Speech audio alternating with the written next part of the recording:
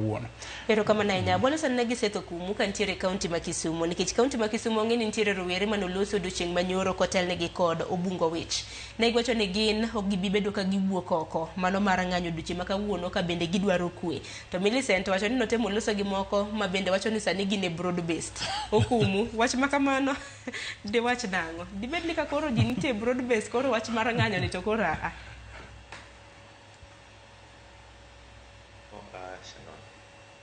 gima timbre en ni pinywa ma Kenya ka Kisumu en town mong'ere ni ng'anyo moro amora kobagga to ng'anyo jabedo ga madiet.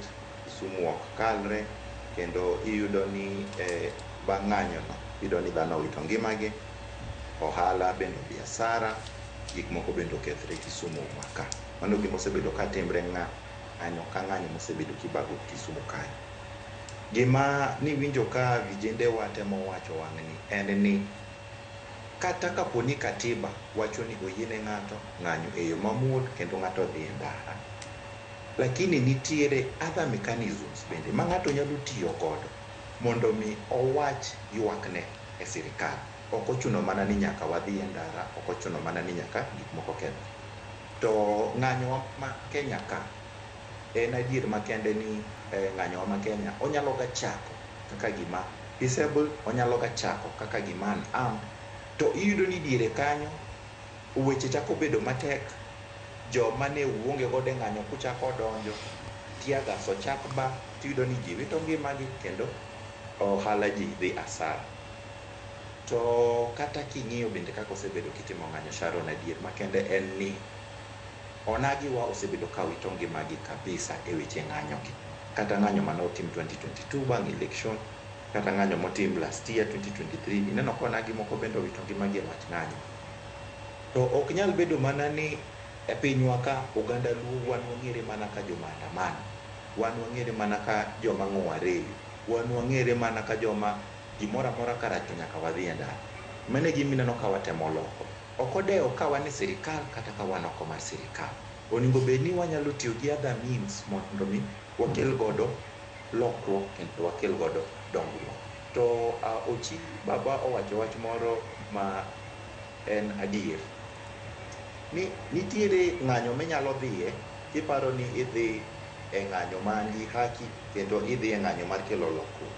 To kar yudo ni ng'anyo midhiye ni idonjo e dhaw mok mari, idonjo e gimikia, en disguised as ng'anyo, but iyudo kaka gik moko timore. Point in case, iyudo ka ji owuok ji dhi ng'anyo ni finance bill rach kendo finance bill lok.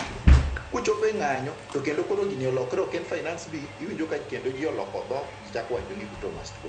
Koro ipenjri niya, ne wadhi ng'anyo mondo mi olok finance bill, ogol vipengelege moko maricho, koso ne wadhi e ng'anyo ni mondo duto must go. Ineno mano. So nitiere ng'anyo moko ma kata katimore nikech wan jomomiyo gi ng'anyo, wan wategne ng'anyo.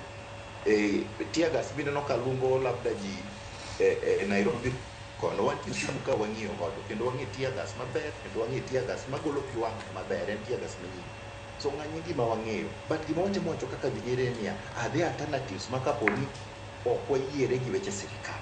Are there alternatives mwanyalo tiyo godo mondo wa approach? To gino gima nyaka wapar ne jopiny en ni as much as ng'anyo en right ni kendo chiko yieni, ok en absolute.